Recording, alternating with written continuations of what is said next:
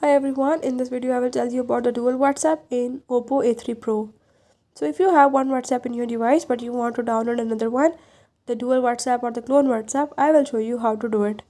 You just have to follow all the steps as I will tell you in this video, and if this video helps you, don't forget to subscribe my channel. Let's watch it.